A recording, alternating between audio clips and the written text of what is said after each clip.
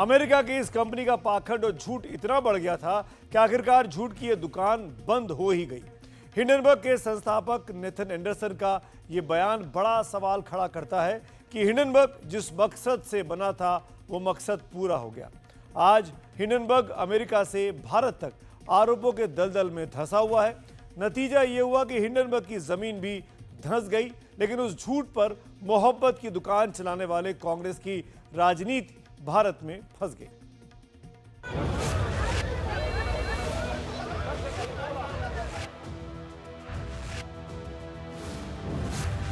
जिस कंपनी को राहुल गांधी मोहब्बत की दुकान समझते थे, वो झूठ की दुकान थी। और झूठ की दुकान कितनी भी बड़ी हो, उस पर ताला लगना ही होता है। तो हिंडनबर्ग की उस झूठ की दुकान पर ताला लग गया। झूठ परोसने वाली हिंडनबर्ग की दुकान पर ताला लगा तो इसके चार पहलू खुलकर सामने आ गए।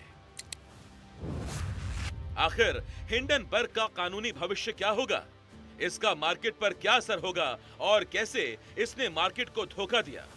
डिप्लोमेसी की दुनिया में यह सवाल है कि जैसे ही ट्रंप आए, हिंडनबर्ग डंप हो गया। और बड़ा सवाल कि इस पर भारत में राजनीति चमकाने वाली कांग्रेस और राहुल गांधी का क्या होगा। 2 साल पहले हिंडनबर्ग के झूठे आरोपों ने भारतीय शेयर बाजार को जबरदस्त धक्का पहुंचाया था। उसकी झूठी रिपोर्ट पर कांग्रेस लहलहा उठी थी। कांग्रेस और उसके नेता राहुल गांधी को लगा था कि हिंडनबर्ग महानता की वो ऊंची चोटी है जिस पर खड़ा होकर वो अपनी राजनीति का परचम लहरा लेंगे। लेकिन अब समझ आ रहा होगा कि हिंडनबर्ग तो वो दलदल था जिसमें कांग्रेस की साख आज डूब गई। कांग्रेस में चुप्पी है। उसको समझ नहीं आ रहा कि अमेरिका की इन्वेस्टमेंट रिसर्च फर्म और शॉर्ट सेलिंग ग्रुप वाली हिंडनबर्ग रिसर्च कंपनी बंद होने जा रही है। अगर कोई चीज गलत है तो उसका खुलासा होना चाहिए, उसकी जांच होनी चाहिए। लेकिन अगर आप ही ये गलत हैं तो आपकी भी तो इन्वेस्टिगेशन होनी चाहिए। जो शॉर्ट सेलिंग की आपने बात की, जो निवेशकों का नुकसान हुआ, इसलिए सुप्रीम कोर्ट ने जो फैसला दिया वो सही था। और अब इस समय पे आके कहना कि हम संस्था ही बंद कर रहे हैं, ये तो थोड़ी ताज्जुब की बात है। अपनी संस्था को बंद करने के ऐलान को लेकर हिंडनबर्ग के फाउंडर नेथन एंडरसन ने लिखा है, मैंने हिंडनबर्ग रिसर्च को भंग करने का निर्णय लिया है।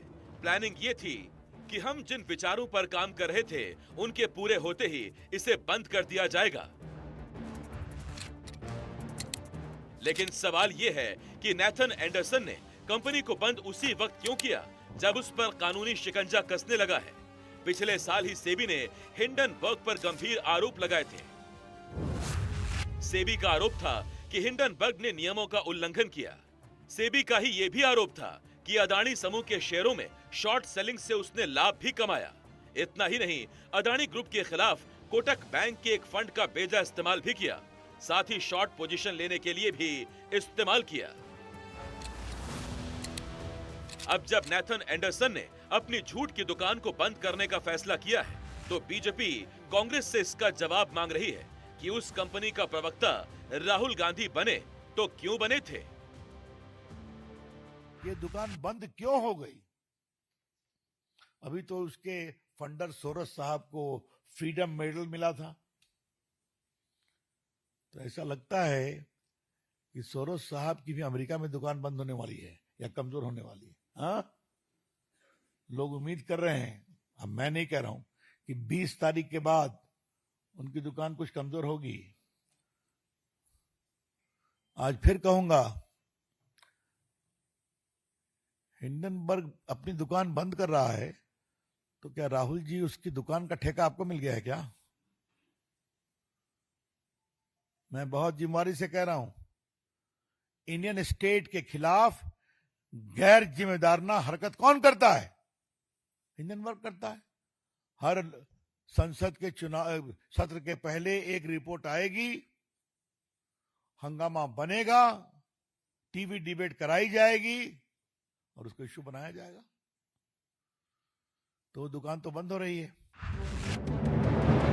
हिंडनबर्ग का बंद होना कई और शंकाएं पैदा कर रहा है, क्योंकि जालसाजी वाली ये कंपनी अमेरिका में ही जांच के घेरे में है। हिंडनबर्ग इस कदर फंसा हुआ है कि अमेरिका का जस्टिस डिपार्टमेंट उसकी जांच कर रहा है। उसी तरह उल्लंघनों के लिए भारतीय नियामक एजेंसी सेबी भी जांच कर रही है। साथ ही हिंडनबर्ग को उसने कारण बताओ नोटिस भी जारी किया है। ऑफशोर और ओडीआई रूट से भारतीय सिक्योरिटीज पर शॉर्ट्स बनाए जाने का गंभीर आरोप है। इनके अलावा भी कई नियामकों ने हिंडनबर्ग पर चारों तरफ से शिकंजा कसा है। ऐसे में सवाल उठता है कि क्या हिंडनबर्ग कंपनी का बंद होना उसके गुनाहों पर भी ताला लग जाना है? डिसबैंड होने के वजह से इसका मतलब नहीं कि पुराने जो इनके अपराध हैं वो वाइप आउट हो जाते हैं। वो डिसबैंड भले करें, और वो डिसबैंड इसलिए किया है, वो एक प्रीएम्प्टिव स्टेप लिया है। वो आगे से ही अपने आप को बचाने के लिए ये कदम उठाया है। लेकिन उसका मतलब नहीं कि नेट एंडरसन द इंडिविजुअल, जो व्यक्ति जो हैं इसके पीछे, वो कोई भी पनिशमेंट या कोई भी इन्वेस्टिगेशन से ये बच जाएगा। इससे वो नहीं, ये एक कोशिश है, लेकिन एक मिसकंसीव कोशिश है। ये एक बेमतलब का कोशिश है अपने आप को बचाने के लिए। कानून इसको पकड़ेगा ही, और इनके थ्रू दूसरों जो हैं, जो बड़े खिलाड़ी हैं, उनको भी पकड़ेगा। ये संयोग है या अपने बचाव के लिए नेथन एंडरसन का प्रयोग कि हिंडनबर्ग ठीक 4 दिन पहले बंद हुआ है, जब अमेरिका में डोनाल्ड ट्रंप की ताजपोशी होने जा रही है। क्या ये ट्रंप से हिंडनबर्ग का डर है कि कंपनी कायम रही तो बड़ी कार्रवाई हो सकती है? क्योंकि हाल ही में हाउस जुडिशरी कमेटी के एक सदस्य और रिपब्लिकन सांसद ने न्याय विभाग से हिंडनबर्ग को लेकर जांच की मांग की थी। By investigating authorities in the US, or he fears that he will be investigated for his role in the entire attempt to shake India's stock market and economy through the bare hammering of Adani shares. So I certainly do think that the timing, he's finally winding up shop. Not that he was a great investor in the markets or anything like that. He's a fly-by-night operation, and as he himself says in his disbanding letter, that is something which he admits himself. So he's been used. He was a front, probably by the democratic deep state, controlled ultimately by George Soros. 2017 में Hindenburg company को बनाने वाले Nathan Anderson ने यह कहा कि जिस लक्ष्य के लिए कंपनी बनी थी वो पूरा हो गया। जानकार मानते हैं कि जिस खास मकसद से हिंडनबर्ग बनी थी वो डीप स्टेट कनेक्शन भी था। So I'm convinced there are some outside forces behind Hindenburg. I always have, for one very simple reason. You know, when you have nothing to hide, you are transparent about all your funders, your employees, and everything like that. It is only a person who operates in illegality, who tries to hide funding, who tries to hide. We don't even know where their office is. They don't even have a registered office listed on their website. So it has always been a matter of major speculation who the funders, backers are. I'm sure there is some external pressure on this.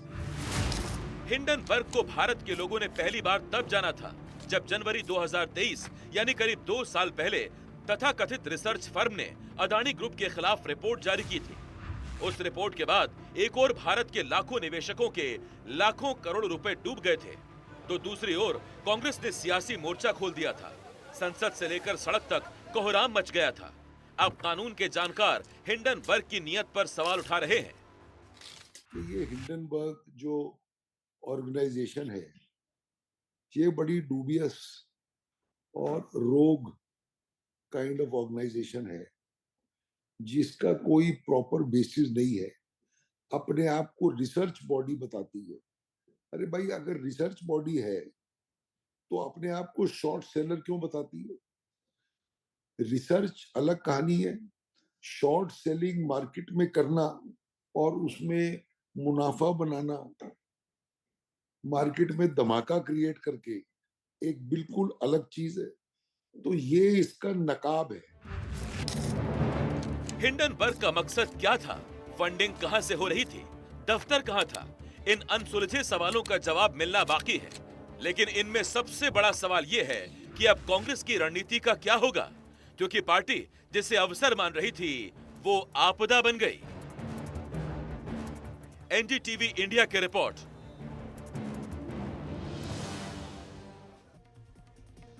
Hindenburg की जालसाजी और झूठ इतना बड़ा था कि उसके खिलाफ भारत ही नहीं दुनिया भर में आरोपों का जाल बिछा हुआ था।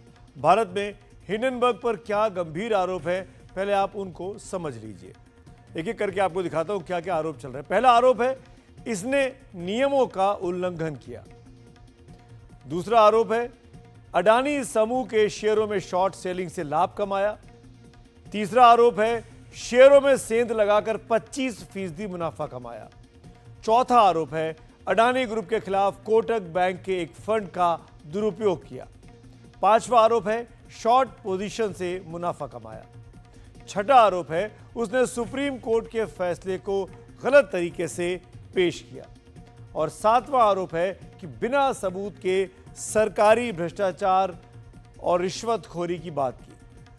अब दुनिया भर में हिंडनबर्ग के खिलाफ क्या क्या बड़े आरोप लगे हैं उसको भी आप एक एक करके ध्यान से यहां पर देख लीजिए। हिंडनबर्ग पर दुनिया की कई बड़ी कंपनियों को झटका देने का आरोप लगा है। दूसरा आरोप है इसकी सारी रिपोर्ट अनुमानों, झूठ और गलत बयानी से भरी होती थी, यानी तथ्य नहीं होते थे। तीसरा आरोप है इसने गलत रिपोर्ट से बाजार को अस्थिर किया। चौथा आरोप है इसने शॉर्ट पोजीशन से मुनाफा कमाया। पांचवा आरोप है कि यह कंपनी अमेरिका में डीप स्टेट की एक कड़ी साबित हुई। छठा आरोप यह भी लगा कि यह किसी स्कैंडल का पर्दाफाश नहीं किया बल्कि एक नए स्कैंडल खुद खड़े किए। छठा आरोप है कि इसकी फंडिंग सोर्स का कोई अता पता नहीं रहता। हिंडनबर्ग का सबसे बड़ा एजेंडा भारत की इकोनॉमी को अस्थिर करने का रहा और इस चक्कर में वो चीन से जुड़ा रहा। अब उसके चीनी कनेक्शन को भी जरा ध्यान से देखिए और समझ लीजिए। किंगडन कैपिटल मैनेजमेंट एलएलसी और हिंडनबर्ग पार्टनर हैं। अडानी पर रिपोर्ट को हिंडनबर्ग ने किंगडन से शेयर किया था। यह शेयर तब किया था जब रिपोर्ट अभी छपी भी नहीं थी। इतना ही नहीं, रिपोर्ट छपने से पहले किंगडन ने अडानी ग्रुप के शेयर खरीदे, यहां शॉर्ट पोजीशन लेकर $40 मिलियन कमाए। किंगडन कैपिटल के पीछे मार्क किंगडन का हाथ था। जाने माने वकील महेश जेठमलानी का दावा है कि मार्क ने ही हिंडनबर्ग रिपोर्ट को कमीशन किया। मार्क किंगडन की पत्नी का नाम एनेला चेंग है। एनेला चेंग की पहचान चीन के हितों के लिए काम करने वाली महिला के तौर पे है। चेंग पर आरोप है कि उसके संबंध चीन की कम्युनिस्ट पार्टी से हैं। इसीलिए सवाल उठता है कि क्या हिंडनबर्ग रिपोर्ट के पीछे चीन का हाथ है।